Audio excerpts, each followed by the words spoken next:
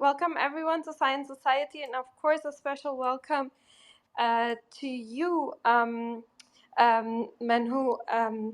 And so that the audience gets to know you a little bit, let me give them a short overview over, what you do and so on. So Manhu has actually 2 PhD degrees, one in astrophysics and one in philosophy. I think that is so wonderful for many reasons. So it's really an honor having you here.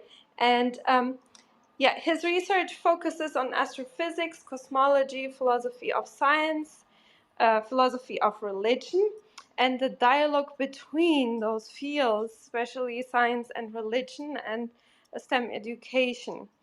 And he is currently the elected fellow of the International Society for Science and Religion, and also an expert advisor of the Hong Kong Space Museum, and a member of the International Astronomical Union. And he is also a regular guest, I think, of the host of a TV talk show. And he received the Humanities and Social Sciences prestigious fellowship awarded by the University Grants Committee. So this is such an outstanding, different biography, basically. So I'm very curious to hear the interview, and Victoria usually does the interview section. So Victoria, the stage is yours. Thank you. All right, thank you. Quick and painless interview, however, Manho, don't worry. That was, what a wonderful bio. I'm even more looking forward to hearing what you're about to share with us. And thank you so much. Science Society is so grateful to have you here. And so we would love to know maybe more about your passion and what was your initial spark of interest in, perhaps it was in your childhood that got you connected to science, because you have these diverse interests that, not only they're your interests, but you've pursued these things. And so that's my question. When? Yeah. Where did it happen? Yeah. What was Okay. it? So first of all, thank you very much for your invitation, so that I have a chance to be here to talk about my research, and also thanks for the interview. And I think when I was small, right, and basically I love mathematics, right, but not strictly science, right, because I find that mathematics is interesting.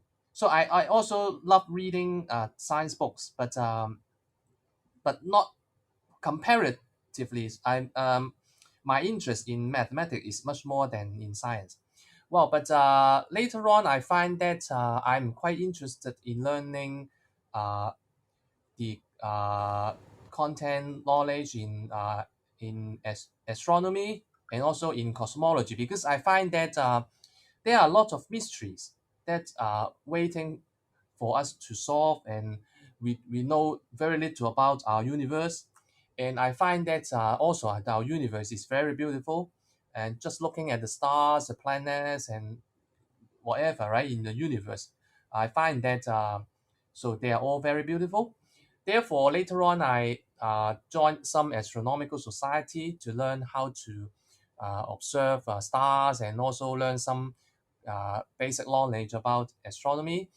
Wow, but at that moment, I still quite interested in mathematics until I think was in the high levels, a high school student, and then my interest in physics, okay, outweigh my interest in mathematics. Of course, I still quite interested in mathematics right now and nowadays, right? I love, right, but I think my passion and my interest in physics is much more than in other subjects, right? Especially in astronomy and astrophysics, because I find that physics is a wonderful subject that connect the universe, the knowledge of universe, connects our knowledge about our nature, okay, and with mathematics, and also with some very simple laws, right? I think we can use mathematics to describe our nature, and we can use simple laws to describe our nature. I think this is very fascinating and very wonderful, and I find that all these uh, attracted me to engage in astronomy and physics, and I would like to learn more about our universe. And because I'm a Christian, and I believe that God has created our universe, and I want to know more about His creation. And this is also one of my passion why I currently engaging in research about astrophysics, because I want to know uh, more about our universe, right? So this is my major passion that I'm yes, this is my major passion. Yeah. Wow, thank you so much. I yes, this is all the answers to this question. And maybe you can bring us up to where you are now from where you said that you chose physics and over mathematics. If you can take us through some major events in your life that brought you up to the work that you're about to present. Okay. So I'm currently working in the Education University of Hong Kong as an associate professor. But before entering this university, I was a lecturer in another university teaching physics. And basically, before working as a lecturer in university, I was a secondary school teacher, okay, for several years. And because I graduate from physics, right, in the Chinese University of Hong Kong. And then after that, I pursue a master of philosophy in physics, and after that, I become a teacher for several years, and then I simultaneously I at the same time I pursue PhD degree and to learn more about astrophysics. And after graduation, then I went to university to teach, and I continue my research. And I think the most important point is you have to engage in the subject, right? And you have to learn new things, right? Because when I was a undergraduate student, I learned physics and astronomy, but all these knowledge already old. Okay, so you have to catch up new things, right? After 5 years or 3 to 5 years, then okay, the entire knowledge about physics may change, right? And you have to catch up the new things, right? And you have to learn more about new discoveries, new observational data. So I think that the key point is to keep your interest in that subject and learn more, uh, know more about that, right? Even though you are engaging in research, but that's not enough. So you work on research, you have to maybe you have to think about the problem topics, solve the problems, calculate, right? You have to do many things, right? But at the same time, you also need to know more about uh, other things, right, in the same area.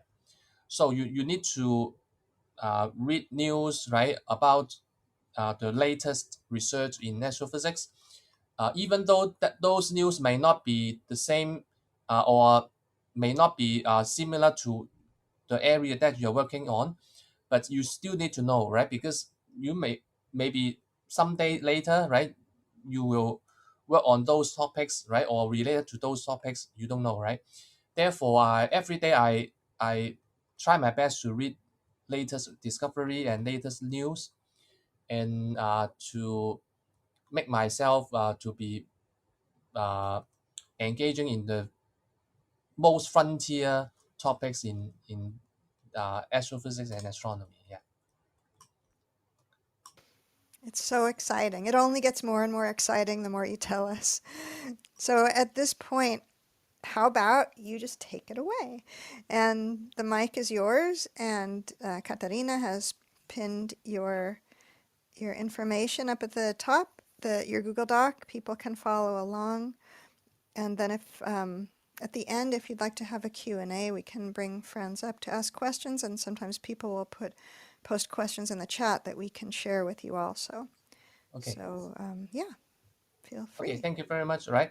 So thank you very much again, right? I think this is a very wonderful experience for me to talk about this topic or any other topics.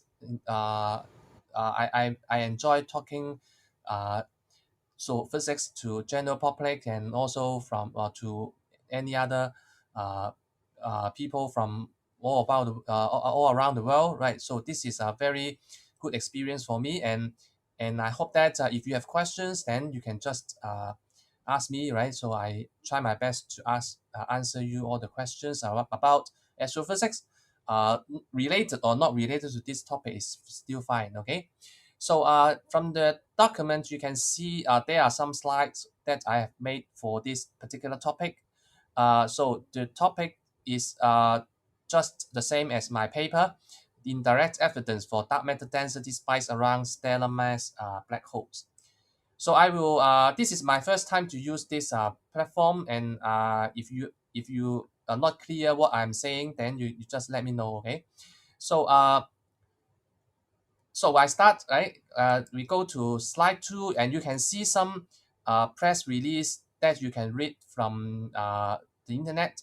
So all these are the article, I mean the press drafted by the media, right? Or some articles are drafted by us, and we try our best to use some layman language, right, and simple jargon, right, or simple language to talk about our research result to the general public.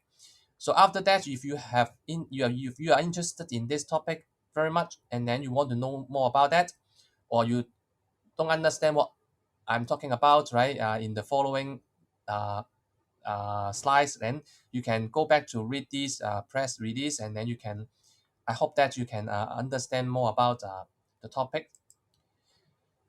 So to start with this topic, then in slide 3, you can see the some concepts. I will try to explain some concepts before going to the key topics I mean the key contents of this topic. So black hole, maybe I think most of you have heard this term, right? And most of you may already know what's meant by black hole. But I just want to give you a very simple introduction about this. So black hole, basically, you can imagine is a black hole can prevent anything from anything escape from the event horizon of it, right? So what's meant by an event horizon? So you can see the figure, right? Bottom right hand side, and you can see a singularity. That is a point. There are lots of mass concentrated at the singularity, and surrounding this singularity, there is a sphere, right? And the region we call the event horizon. And this is the region that anything inside this event horizon cannot escape from this region, even light, right? Okay, no matter light, neutrinos, any other particles, right? If they are falling inside this event horizon, they cannot escape from this. Okay, and beside this property, a black hole can attract the surrounding matter gravitationally.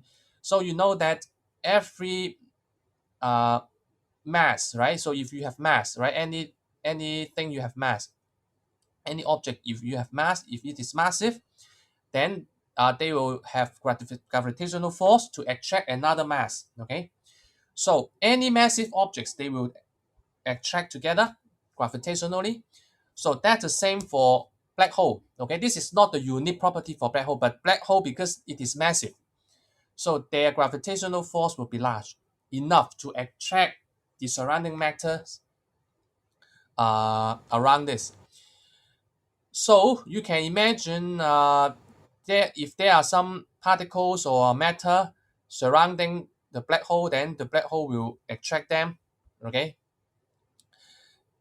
So why do we have a black hole?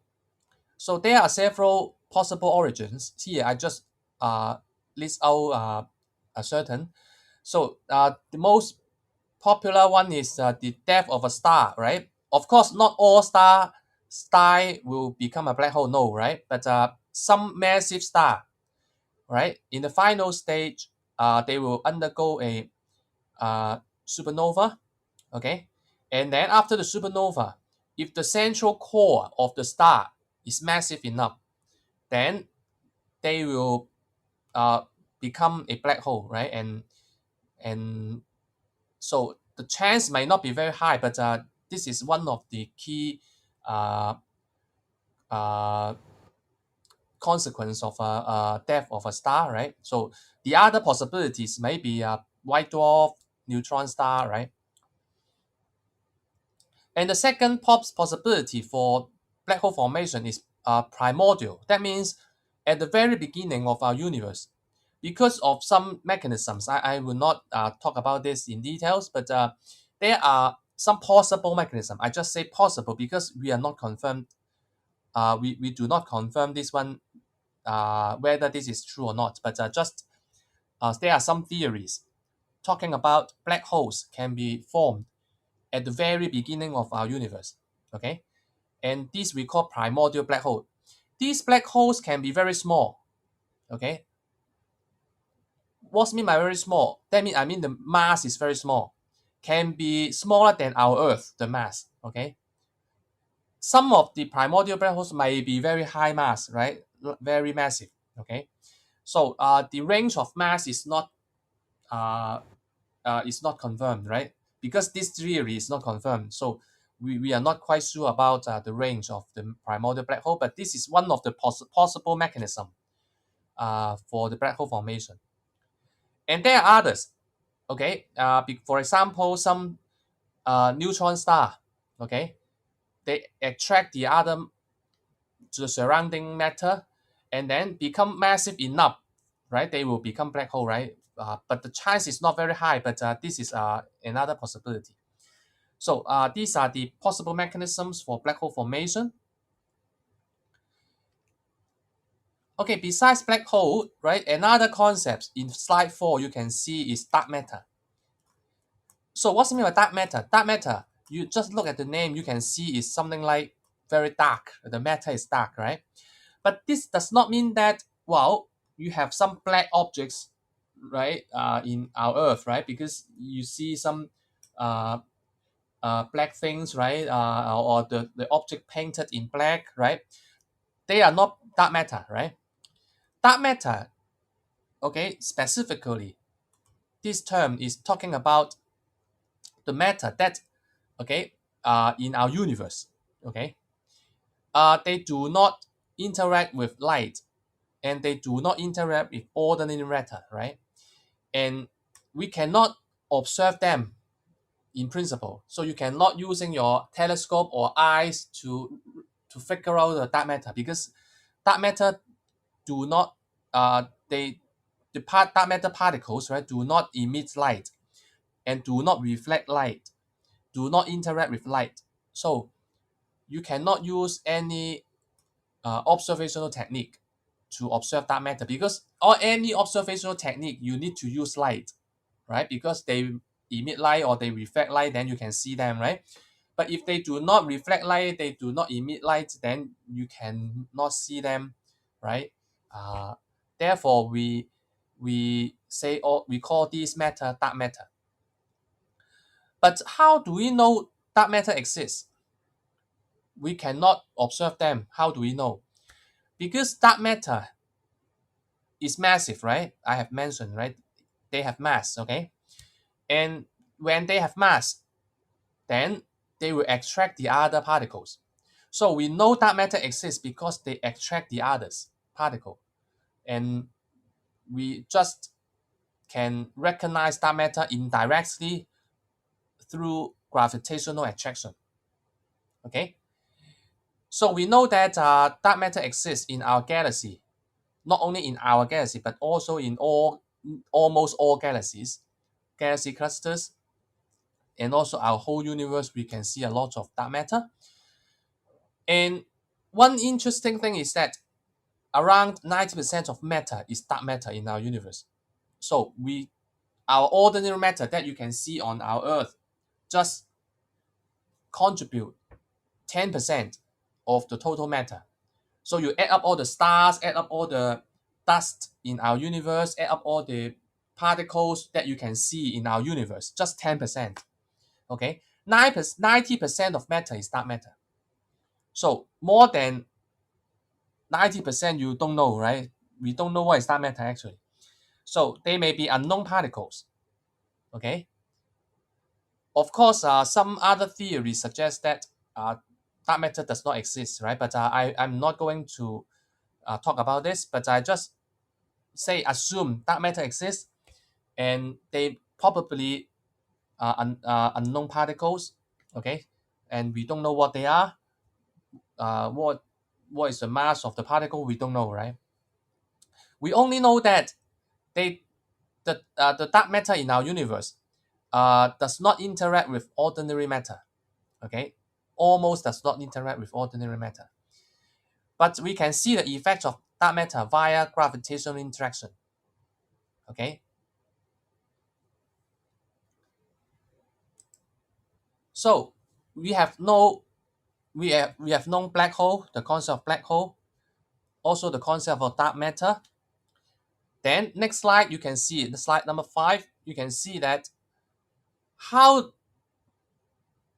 is there relation, right, between black hole and dark matter. So do they have any specific relation, right? The answer is yes. Okay, some say that black hole indeed contribute some percentage of dark matter. Remember, black hole also does not emit light, does not reflect light. So strictly speaking, black hole is a kind of dark matter. But we know that in our universe, we cannot have so many black holes. Okay, if dark matter contributes 90% of the total matter, it is impossible for black hole to be the whole constitute the all of the dark matter. So maybe they contribute a little bit of dark matter. Okay, but here I'm not saying that whether black hole is dark matter or not. I'm saying that if dark matter is unknown particles, right, then they can distribute, okay, around black hole, right? Because in our universe, dark matter is distributed throughout a galaxy and throughout our universe, right? So everywhere you can see dark matter, we have dark matter. Actually, surrounding our Earth, surrounding our Sun, okay, there is dark matter, right? But although we don't know because they do not have any interaction, right? But we believe that they exist, right? And if there is a black hole in our galaxy, then we can imagine that dark matter also surround these black holes in our galaxy or in other galaxies also. And you can also imagine that if dark matter is surrounding a black hole, then the black hole would swallow some of the dark matter surrounding it because too close, right? Or too close to the event horizon, and then some of the dark matter will be attracted by the black hole, and then finally go into the event horizon and never come out, right? And then they will be swallowed, right, by the black hole. But not all the dark matter will be swallowed by a black hole because far away from the black hole, okay, you can imagine they still remain, right? Okay, they do not attract. They are not attracted by the black hole, but they will redistribute because some of the dark matter nearby the black hole swallowed by the black hole, right? And the remaining dark matter, okay, at the outside region, right, will redistribute and fill up some of the space inside, right? And theoretical physics can model this redistribution of dark matter. The remaining dark matter would redistribute to form, we call a technical term called density spike around the black hole. So what's mean by density spike? Density spike is that the density is very, very, very high, just like a spike, okay? Okay. So very high, okay? Very high near the black hole is very, very high, okay? And but of course not inside the event horizon, because inside the event horizon will drop to the singularity. So this is a very high density outside the black hole event horizon or near the black hole horizon, not inside, okay? Outside the event horizon. So this density spike is predicted by theoretical physics. How do we predict them?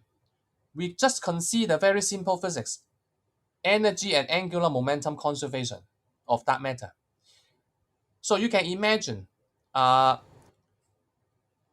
dark matter particles, for those dark matter particles having small velocity, small speed, right? They will be attracted by the black hole and then swallowed by the black hole. So what remain would be the high speed dark matter particles, right, outside. And then because high speed, right, and then they will the energy will be redistributed, okay, and then they will go to fill up the lower the region, right, near the black hole. And then because of the energy conservation, and also you need to consider the angular momentum conservation, and then the redistribution will change the density, the shape of density. And finally, we find that the density will be like a spike, very, very high near the black hole horizon, black hole event horizon. So I think this is a very technical part, right? So I will just give you a very brief idea about this, right? If you want to know more about the details about how the spike form, then this is very technical. Then you can refer to some of the papers or articles that from my article you can see the reference, right? And this prediction has been derived for more than 20 years, right? Okay, so already well known, right? This one, but we still do not have any concrete evidence about this density spike, because we have uh, predicted this consequence. Okay, the density, dark matter density near a black hole, right? We have predicted this, but we have no confirmation about this, because I have mentioned dark matter is very difficult to observe, right? Because they do not reflect light, do not emit light, right? And that's why we can't confirm this prediction, or we not can't confirm, right? We difficult to confirm this, okay? So we have to rely on other means to verify this theoretical picture. So in slide 6, okay, because my paper is talking about black hole binary system, so I use a figure to illustrate what's meant by black hole binary system. So binary system, right? There are two stars or two objects orbiting from to each other, and for a black hole binary system, is one of them is a black hole, then we call it black hole binary. Or two black holes, also we call black hole binary, right? So if one of them is black hole, okay, and the other is a star, and we call this companion star, right? Then the companion star will orbit the central black hole, okay? And then you can see that some of the gas from the companion star will be swallowed by the black hole, because attract, right? The black hole, very large attraction gravitationally, and extract or pull out some of the matter from the companion star, and then will continue to extract and swallow the matter, okay, by the black hole. And then these kinds of extraction would generate a lot of heat because of the friction, okay, and heat up very high temperature. So this high temperature can emit X-ray, very high, million degrees Celsius, right? More than. And then these kinds of heated gas would emit X-ray. And we can detect these X-ray signals, right? X-ray telescopes can detect this binary X-ray, okay? Because the binary system is very small, you cannot really resolve this, right? You cannot really see two objects, right? You can just see one single point, right? Actually, it's two objects, right? But because of the X-ray, this single point emit X-ray, and then we can figure out that this is an X-ray binary system. By looking at the X-ray signals, we can measure the details of the system because the X-ray will change the signal, right? Because the companion star is moving, orbiting about the central black hole, then the X-ray will also, the heated gas will also orbiting about the black hole. Therefore, the X-ray signal is time dependent. Okay, you look at the variation and then you can see basically this is a binary system. A companion star is orbiting about the central black hole, and then you can gather enough information for further analysis.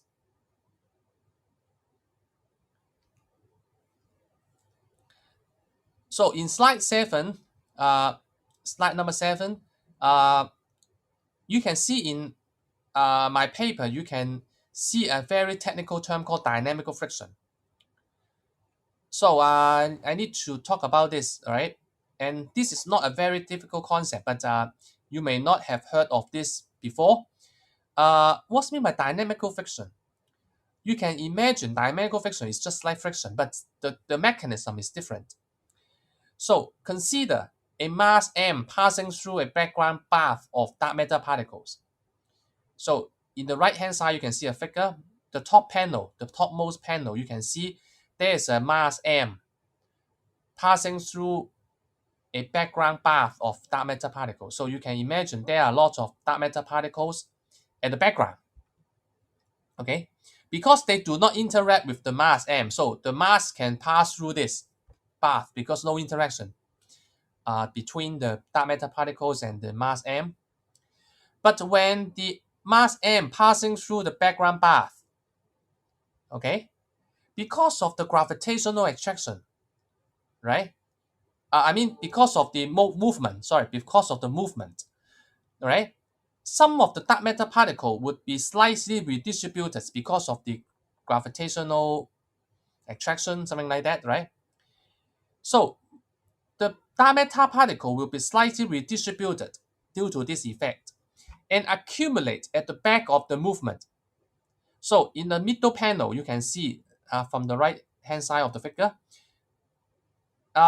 you can see an oval, right? The region bounded by an ellipse, right? The bounded by the dashed yellow dashed line. Okay, so that region will be more concentrated. Okay, for particles, right? More particles inside this region, and then will exert a attractive force to the mass m. Okay. Of course, there are some particles in front of m will attract m, right?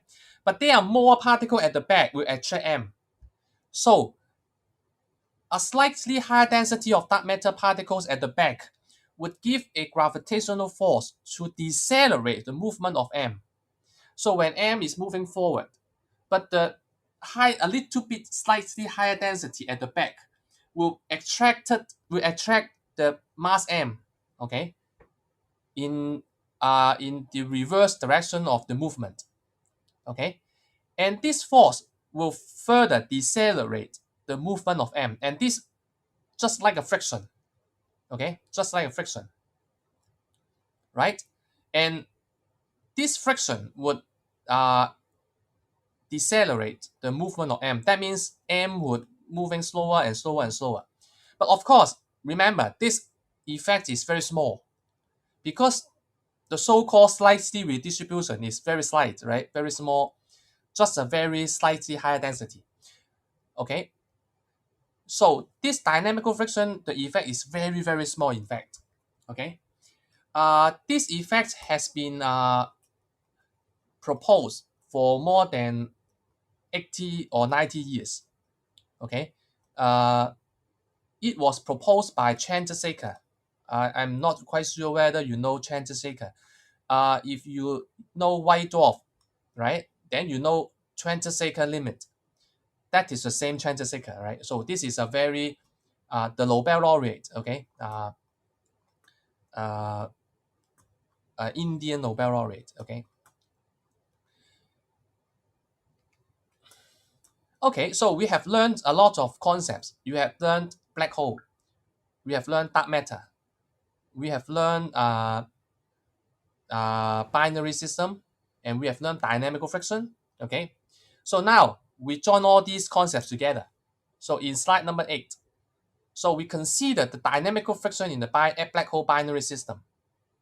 Okay, so I've mentioned that dynamical friction is a very small effect, right? Very, very small effect. So I think no one would really imagine, or no one would really think of whether dynamical friction can be seen in black hole binary system, because the effect is very, very small, right? But surprisingly, I can say surprisingly, because at the very beginning, I'm not my intention for doing this research is not going to understand the dynamical friction in the binary system. Okay, I have other purpose, right? I want to test other theories, right? But when I try to use dynamical friction, this concept, and then I just try in the binary system, black hole binary system, and I surprisingly find that the effect is not that small. Okay. Well, one can imagine that the companion star orbiting a black hole, okay, would be slowed down via dynamical friction. Okay, so I try to apply this concept or this model in the black hole binary system, and I assume that dark matter distributed near the black hole, right? So uh, actually, I mentioned this process is well known, right? Already know dynamic friction, we know dark matter spike, right? We already know, right? But we have no idea on how large is the dynamic friction. Okay, we just have this concept, very small, very small, very small, right? But in fact, this is not uh, negligible. Okay, uh, we can calculate the dynamical friction, and we can calculate the energy loss due to dynamical friction. So I know that you are not a very familiar with physics or mathematics, so the equation here, I think I will not talk about too much. I just want to illustrate what are the factors involved in the energy loss and the decay rate, right? So for energy loss, this is the dynamical friction energy loss. So you can imagine, because dynamical friction decelerate the movement, right? You can imagine a companion star orbiting about a black hole, but because of the dynamical friction, the companion star is moving slower and slower. When the movement is slower, the energy is losing, right? Because you know that moving slower, the kinetic energy is smaller, right? So the energy loss due to dynamical friction, we can quantitatively describe by this equation, right? I'm not going into details, but I just want to mention it depends on the density of dark matter. So you can see the rho dm. This is the density of dark matter, and also depends on the velocity of the companion star. Okay, so the v. Okay, also depends on the mass of the companion star m, small letter m. Okay, so all these factors come together, and you can calculate the energy loss. So when you have energy loss, because energy loss, that means the companion star is moving slower and slower. And we find that the period, the orbital period, because the companion star will orbit about the black hole within a certain time, okay, complete one period, okay, usually minutes, right, or seconds, right? It depends on this binary system, right? But if the motion is slowing down, the period would also be slower, smaller, okay? And this we call the orbital decay rate, okay? The orbital decay rate. So this orbital decay rate can also be calculated by the dynamical friction effect. So here I just involve the observed parameters of the black hole binary system. So we can observe the period P, we can observe the inclination, the orbital inclination I, and also some other factors. So I'm not going through all these details. I just want to say, okay, we can theoretically calculate all these terms, and then we can calculate the orbital decay rate. So we can predict the orbital decay rate by looking at the dynamical friction in the black hole binary system.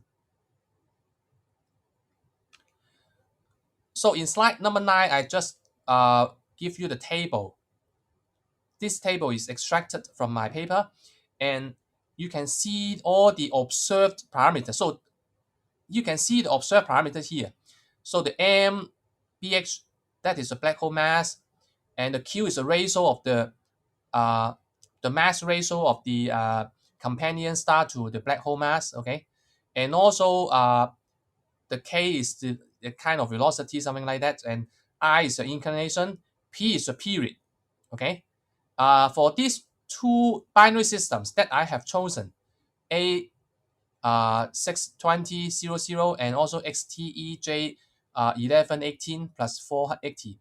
So these two binary systems, we have all well-known parameters. I will tell you why we choose these two, okay? One reason is that these two binary systems are well known, the parameters. Okay. So you can see all the numbers we can measure in very good precision. You can see the period day, right? 0.323. So you can see there are a lot of digits, right? So we have very precise measurement. Okay. And also we have the orbital decay, orbital period decay, P dot, right? Okay. So the P dot is just like millisecond per year. That means every year, the period is smaller by just 0.6 millisecond. That means 10 to the power minus 3 second. And also D is the distance from that binary system from our Earth. It's around 1,000 parsec. That means 3,000 light years around, okay? 3,000 to 4,000 light years. So why I choose these two binary systems? Because I have mentioned all the parameters well known, right? Good precision. That we can do better analysis. The second reason why we have known so much details about these two binary systems, because these two binary systems are almost the closest binary system to our Earth, the black hole binary system, right? So these two are the two closest black holes. Okay, that's why we have already observed this long time ago, right? So we have a lot of observation time looking at these two objects. Therefore, we have gathered a lot of information about the black hole binary systems. Okay, the next slide is a technical slide, right? So slide number 10. The dark matter density spike model. So this is a model I've mentioned. This theoretical predictions has been proposed for more than 20 years. Okay, so 1999, right? So it was proposed in 1999, and originally the spike model was proposed based on the galactic supermassive black hole physics. Okay, so they consider the galactic supermassive black hole. Okay, but in general, this idea and this concept can be applied in the stellar mass black hole also. Of course, maybe some of the physicists not completely agree with this, but I don't think there's a reason that this model can only apply to supermassive black hole but not in stellar mass black hole, because the mechanism can be the same. The black hole swallows some of the dark matter surrounding the black hole, and then the dark matter redistribute the density. Okay, so I think the only difference is that the density would be the value of the density will be smaller, right? Compared with that in galactic supermassive black hole. But for stellar mass black hole, you still have this consequence, okay? And many other studies also consider this, but they mainly focus on intermediate mass black hole because they do not believe that stellar mass black hole, if there are density spikes, dark matter density spikes, they would be really observable. Okay, they have no idea on this, right? They focus on intermediate mass black holes in somewhere in our universe. Okay, so I think this is the first time that this spike model is considered in a stellar mass black hole. And the equations shown here is the model that we have used. This is a standard model in a density spike model. And you can see an index called gamma, right? So you can see in the middle of the equation, so you can see a gamma, the index, right? The power. This is, we call the spike index. This is the major parameter in the spike model. The spike model predicts that the gamma is around 1.5 to 2.5. So this is predicted by theoretical physics. So this is the signature of the spike model, the gamma. You can see, remember this, okay? Okay, so now I apply this spike model into our into the chosen black hole binary systems. So next slide, slide number 11, you can see the figure. Okay, so the black and red lines indicates the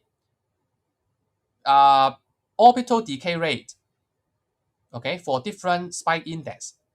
The black line indicates the orbital decay, the predicted orbital decay rate due to the dynamical friction. That means our model, right? For the A0620 black hole system, and the red line indicate the XTE black hole system. So these two solid lines basically describe the predicted orbital decay due to dynamical friction. Okay, and the horizontal dashed line indicate the orbital decay rate observed. Okay, so why is it horizontal? Because the observed value is constant, right? So we know the observed value. So based on the table, you can see the observed value. And by looking at this, the intersection between the black solid line and dashed line and the red line and the dashed line, red dashed line, you can see the spike index. Okay, so this is the solution of the spike index. Because we don't know this, right? So we have to do some analysis, and then you can get the spike index. So the next slide, 12, number 12, you can see the fitted parameters. So the gamma fitted is 1.71 for A0620, and for XTE system, you can see the gamma is 1.85, and the uncertainty is included also. And you can see that this gamma value is lie within the predicted value. Remember, the gamma is 1.5 to 2.5 theoretical prediction. And based on these two binary systems, you can see gamma is 1.7 and 1.8. That means these two systems, okay, might have dark matter density spike. Okay, and the dynamical friction of the dark matter density spike, okay, to the companion star slow down the orbital decay rate, right? slow down the orbital period, right? Can satisfactorily explain, right, everything, right? And therefore, we can see that the density spike might exist around these black holes, and this uncertainty, even though you include uncertainty, okay, is still above 1.5, right? Okay. So slide number 13. So what is the implication? Okay, or what are the implications or discussion about this result? I think the results are consistent with the dark matter density spike model surrounding black holes. I'm not saying that this is the only explanation, okay, but I will say this is quite consistent with all of the concepts that we have discussed, including the spike model, the dynamical friction, and also we have the orbital decay rate. And the high density of dark matter is distributed near the black hole can exert dynamical friction to slow down the companion stars. And in fact, do we have any other explanations for the observed decay in orbital periods? My answer is no, there's no satisfactory explanation. Of course, there are some possible explanations, but these explanations, they have some problems, okay? Or they have some uh, complicated assumptions, right? So there is no satisfactory explanation for the observed decay. But if you use dynamical friction of dark matter, this can give a satisfactory explanation for the observed decay in orbital periods. Because we can, there's another mechanism that can lead to orbital decay in binary system. That is the gravitational wave. Because when a companion star moving about the black hole, the gravitational wave will be emitted and some energy will lost, right? But the problem is that the orbital decay rate due to gravitational wave emission, the value is very, very small, okay? Much smaller than the observed decays. Therefore, we have to rely on other explanations to explain or to account for the observed decay in this binary system. And this model provides a satisfactory explanation. Of course, I have to say again, this is not the only explanation, okay? But this is a good or a satisfactory explanation, okay, in my opinion. And if this is the case, right, then it provides the first evidence of a high density of dark matter around a stellar mass black hole. And I've mentioned that it is nearly impossible for us to confirm dark matter exists around a black hole. But based on this analysis, we can indirectly confirm that dark matter exists around a stellar mass black hole. So using dynamical methods, probably maybe the only way, okay, to have this kind of confirmation. Of course, we can have other means, right? But I don't have time to talk about this. But basically, dynamical way would be an effective and a good way to confirm or to support the idea of dark matter surrounding a stellar mass black hole. The second last slide, number 14, right? So there are further work can be done. We have many binary black hole binary. So one black hole binary called Nova Mosque, there it also has fast orbital decay, right? Maybe there is a high density of dark matter surrounding the black hole, probably. Okay, so we can also investigate these similar systems to constrain the properties of dark matter. And we have many other many other black hole binaries in our galaxies, which can also give rich information to study dark matter. And this provides a completely new research direction on dark matter. So I hope you enjoy learning this particular difficult topic, right? And I would love to listen or hear your questions, right, if you have. So thank you very much for your listening.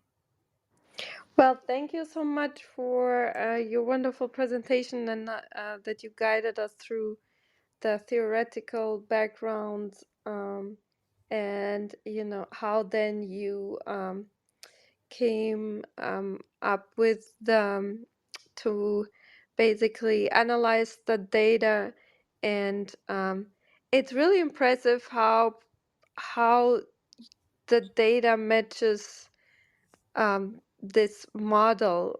Is it I feel like, is it rare that it matches so well? Like, how likely is it that, this is not the case? Because, it's pretty precise, or am I wrong? Thank you. So do you mean the so how can we get the very very precise analysis? Yeah, also that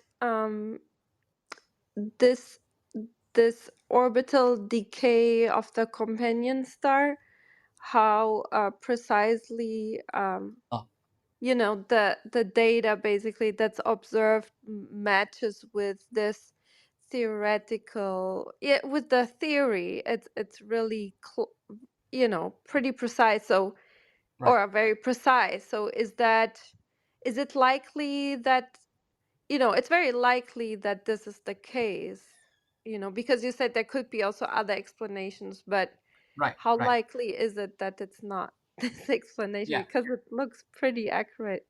yeah. So I think there are two important points that we need uh, to understand, right? Because the first one is that I mentioned this is not the only explanation. So I will say maybe there are some other explanation that can be better than mine, right? So I'm open, and if there are other explanations that can explain the observed orbital decays, then I will be happy to know, right? And why we can get so precise value, right? So you can see the gamma, the value, right? So 1.71 plus or minus 0.04 or 0.0 something like that, right? And you can see the percentage error is very small. So why we get this very small error? Because uh, we think the observational data of these two binaries. Okay, so these are the astronomers, right?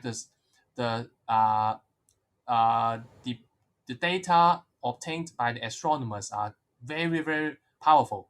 So you can see in my slide number 9, right, the table. Okay, the table in slide number 9, you can see uh, there are different values, right, parameters in the binary systems. So you can see the uncertainty is small, right? So all of the uncertainties are small, okay? And these small uncertainties, okay, enable us to calculate the result precisely, okay? And if you have a large uncertainty, then you cannot get the result so precise, okay? Therefore, I think the accurate measurements of these two binary systems enable us to get everything in an accurate and precise value. So this is a major reason. Yeah. And so you mentioned the black hole. Does it have to have a specific size for this to occur in a way that we can observe it?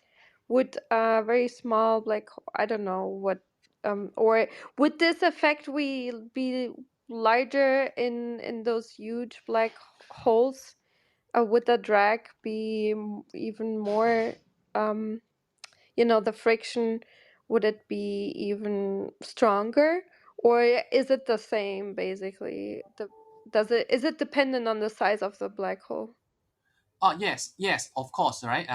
This is a good question. Okay, so there are several ways you can see the mass of the black hole comes. Okay, so in slide number 8, okay, I have no way to use the equation here, right? So to illustrate the effect. So in slide number 8, you can see the orbital decay rate. It depends on the mass of the black hole, right? MBH, okay? Here you can see that the dependence is small. It's just power 1/3. But not only in this, you can see the value Q. Remember Q I've mentioned is that is the ratio of the companion star to the mass of the black hole. Okay, so this value also give significant contributions on the uh, orbital decay rate, and also the dark matter density, the rho dm. Okay, that means the last term in the orbital decay rate equation. This one also depends on the mass of the black hole. So the size of the black hole very important. Okay. In general, if you have a larger mass of black hole, right, a higher, that means a more massive black hole, then you will have a higher, larger density, dark matter density spike. Okay, and generally speaking, your orbital decay rate should be larger, right? This is generally speaking. Okay. Yeah, thank you so much. And I wanted to give other people the opportunity to speak. Serena and Ethan. Yeah, Yeah, I was just going to comment. Yeah, that it's just a beautiful, great idea, straightforward observations, and yeah, congratulations. That's quite a nice thing. I understand there's some assumptions there, but still, it's beautiful to see science when it happens like that. Okay, thank you very much. Yeah, I had two questions. So the first is about I'm trying to get through the mechanism here. So on the dynamical friction, I get that if the slower I get the shaping of the distributions, so the slower ones are just going to get pulled in, and so the faster ones that remain and concentrate outside the event horizon get enriched. Um, where I'm confused is how that amounts to decaying the orbital decay rate, and how I'm trying to picture the mechanism at work as the binary star is getting pulled in. It's not interacting directly with the dark matter, so I'm trying to get a better picture of how the enriched faster dark matter particles in the spike are going to slow the decay rate. Okay. Yeah. Yes. A very good question, because sometimes the concepts are not very easy to, because yes. Well, let me put it this way. First of all, you know the effects of dynamical friction. Dynamical friction is to slow down the movement. That means the companion star is the energy is lost, right? Is losing, right, during the movement. So Mm-hmm. when the companion star lose the energy, okay, moving slower, something like that, then the companion star will go to a lower orbit because it has a smaller energy, Oh, right? oh, I see. So, are the predicted velocities of the dark matter faster than the orbit of the star at that point? The dark matter then velocity is another distribution, because the companion star, the speed of the companion star and the dark matter speed are not related, okay, because they Okay, have no interaction. Yeah. so it's just okay, I'm seeing the coupling into orbital decay just because it's slowing down. Right. Okay, and then the second question is, um, is there much we can say about the distribution of dark matter? And are we able to, if say we had plenty of these binary systems to study, are we do we know enough about the distribution, from indirect measures of dark matter to have selectional criteria or expected densities in particular systems? Or, you know what I'm getting at? Do we know enough about how dark matter is distributed? I guess if it's 90%, but it's clumpy, right? I mean, are Right. there concentrations of it in places where this effect would be exaggerated um, versus others? Right. Yeah.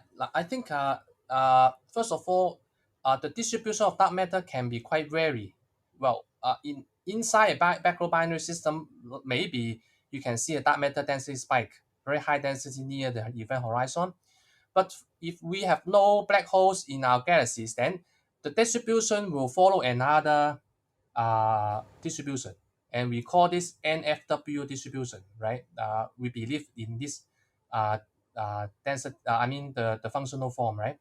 And in maybe in other structures like galaxy clusters, or in other say maybe some astronomers believe that dark matter also exists in globular cluster. So the distribution will be another. So I think distribution is a very difficult problem because we need to know how uh, the ordinary matter and dark matter interact via gravitationally. So they do not have interaction, in fact, but they can interact gravitationally. So the baryon will be redistributed and the dark matter also redistributed. So the entire gravitational interaction is not completely known. Therefore, looking at the density spike in black hole binary system, we can have some idea of these kinds of gravitational interaction. But I don't think we can really, I think the result cannot really imply all the other situations. So we need to investigate all these distributions case by case. So in galaxy clusters, in other systems, right? So and also in our universe, in our whole universe, then the distribution is you cannot use all these kinds of concepts. In fact, so you cannot use this result to generalize the dark matter distribution throughout our universe. Very cool. Thank you. Yeah. Hey Kyoko, did you have a question or comment? Yeah, I do have a question. By the way, cool, really cool talk. I know nothing about this subject, but I am kind of like a nerd, so I'm trying to, like, you know what I'm saying, look up all types of different things. So my question, um, so at least from what I understand, like as the black hole moves like through whatever space, the dynamical friction causes the buildup of like the potential buildup of dark matter from the area in which it left. So my question is, seeing as that's still like kind of like a concentration of matter, do you think that that could have like a gravitational influence on the other body that it's revolving around? It's kind of a two-part question. There's a second question after this. Okay. Yeah. Well. The in a black hole binary system, the only observable effect in via gravitational interaction is for the companion star only. So of course there are some other objects probably nearby the black hole binary system, okay, but too far away. Therefore, the gravitational influence is negligible. So that means we cannot see other gravitational effect due to this dark matter density spike. We can only see the effect on the companion star only. Gotcha. The second part of the question may be like not so much towards your specific area of research, but it's kind of like involving like three body systems. Because like at least from my like super basic understanding, is that like from the technology we have now, we can kind of understand and plot out how like a two body system would interact and how they would kind of rotate around each other or orbit around each other. But when it's a third body, everything is kind of out of whack. is there a chance that this like uh, dynamical friction be like leading to the reason why?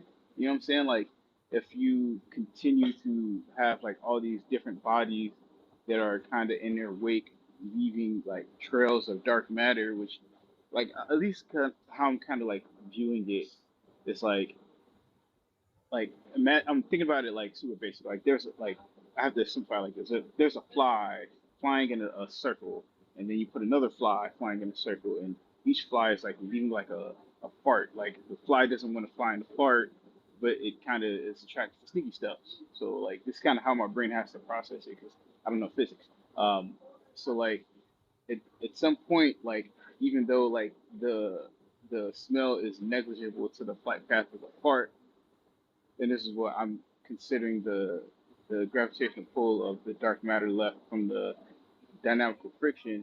At some point, there's still that chance that that fly would fly towards that smell, or that second, or either body would start to interact with that slight, even if it's super minute, because I feel like the minuteness of like gravitational pulls kind of still is important. Like, you know, the sun pulls on the earth and the earth still pulls on the sun.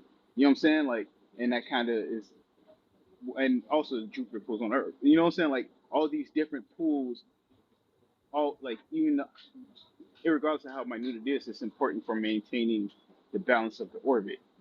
You know what I'm saying? Like I hope this question doesn't sound too convoluted. I'm not the best at describing these things. Yeah, right. Well, what I have mentioned before is that in a black hole binary system, the only objects, just black hole, dark matter, and the companion star. So we only have these three different uh, uh, objects, right? And so what you can see is how they interact with each other. So of course you can consider other extra objects moving inside, and then to see how it would be affected, right? So that is, I think, is yeah, it's okay, right? But the problem is that so far we cannot have these kinds of investigation because uh, there is no other uh, objects inside the binary systems. And but what we can do is not only looking at the dynamical effect, because the companion star, the dynamical effect on the companion star is already investigated. So the other way is that the dark matter density spike can also be observed, right? If we have a good technology, that is the gravitational wave. Okay, so the dark matter, because I have mentioned there are three bodies, right? So one, this is the black hole, and the companion star, and the dark matter, right? So basically, the orbital decay or the gravitational effect, we can also see these kinds of effects via gravitational wave. So gravitational wave is emitted, but however, the energy is not enough, or the frequency, because I'm not an astronomer in gravitational wave, so I'm not pretty sure the technical difficulties about measuring gravitational wave in this regard. But if it can be measured, in principle, we can indirectly verify the gravitational influence of the dark matter spike near the stellar mass black hole. So I think this is the only way, other than the dynamical effect on the companion star. Okay. Of course, we can also look at the so I've mentioned that the gas extracted from the star, okay, will be swallowed by the black hole, okay, and then you can see some X-ray emitted, right? So if you can really resolve, right, the gas orbiting about the black hole, right, and we may have some uh, gravitational influence, right, between the gas and the dark matter, right? Probably you can really identify some possible signal. But I have mentioned, because the resolution is too low, right? And you cannot really figure out the gas, right? You cannot really see the gas. The only way you can see is the star, right? Okay.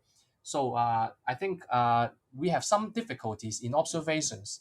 Okay, and I can't see we can overcome all these hurdles uh, in the near future.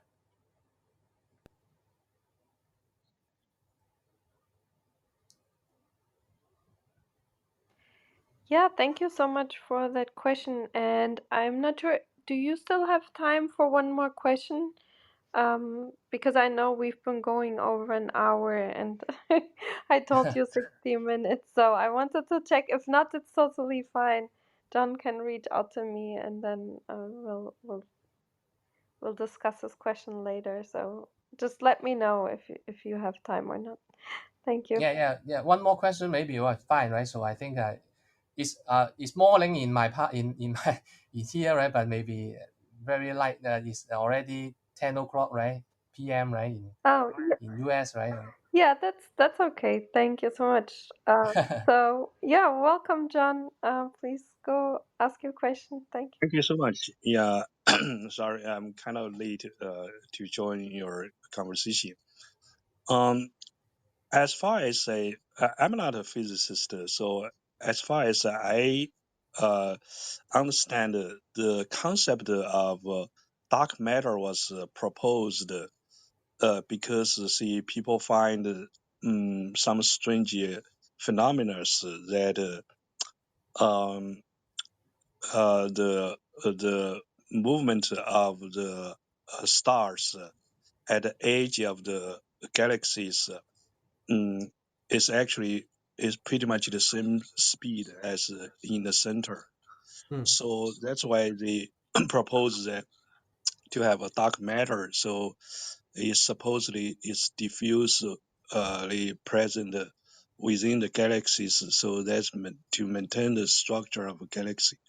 mm, But I actually always get confused. See, for example, if that's the case, then our solar system, um, how if that see our solar system, we actually when we do any kind of calculation, we do not use that take see dark matters in account because we always just see okay, so the sun's see gravity and so different see planets mass, and then they actually pretty fit almost perfectly with our calculation without any dark matter involvement.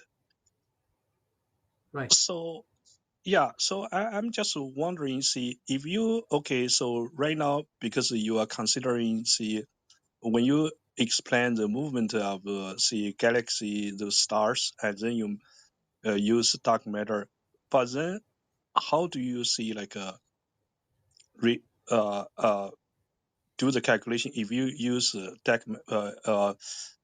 put a dark matter this concept into our solar system? Right. Yes, this is a very good question, right? So, I would say in this way, right? Dark matter formation, the halo formation, depends on the size. So for galactic size, so because this is very large, so dark matter has enough time to clump together to form uh, structure.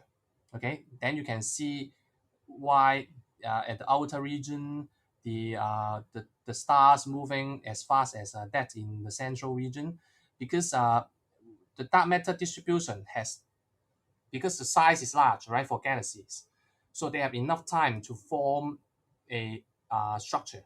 Okay, and you can see this phenomenon for solar system because the size is too small, very small, so the dark matter does not have enough time to clump together.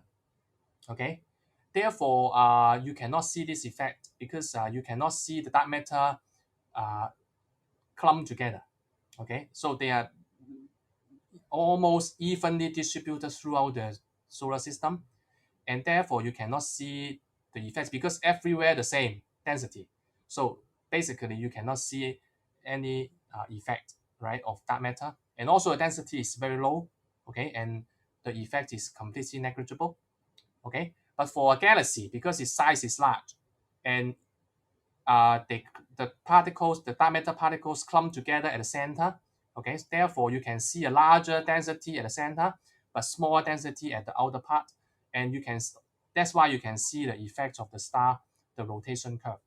So we have understand this very well, right? Because although we don't know what's meant by what what constitutes dark matter particle. But if we assume dark matter particle is a very small particle, non-interactive, and we can predict how it distributes, right, for large size. But for small size, because we in theoretical physics, we know that they do not come together. But why in black hole binary system is very small? Why it can come together to get a very high density spike? Because of the black hole. So this is the black holes accelerates the formation, the structure formation of dark matter. So I think this is a very special system.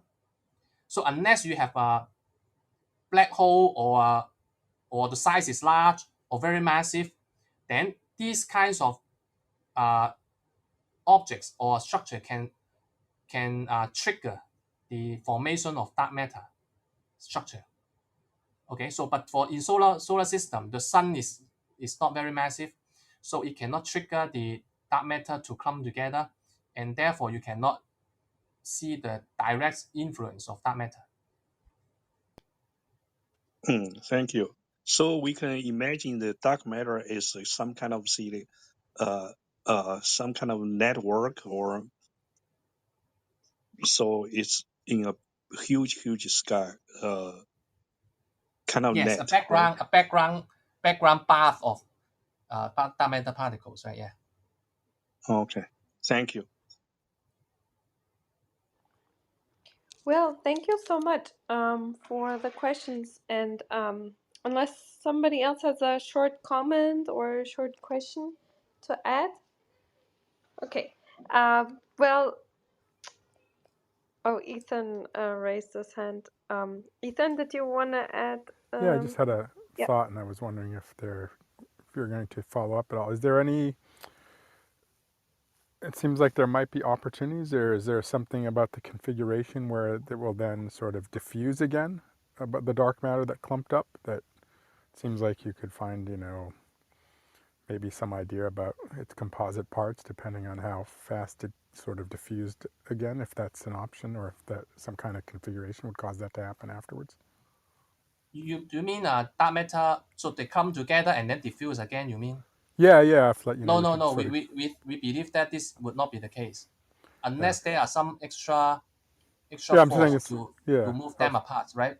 Because Yeah, I was wondering if there's gravitation, some other system, or there'll be yeah, an opportunity probably, for another passing star or something yeah, to then probably, cause it to happen. yeah, Then dark you could. energy maybe probably, but because massive objects attract each other, and gravitational force will always attract, and so it always come together but not diffuse apart. Yeah. Yeah, that's an interesting question. Is the amount of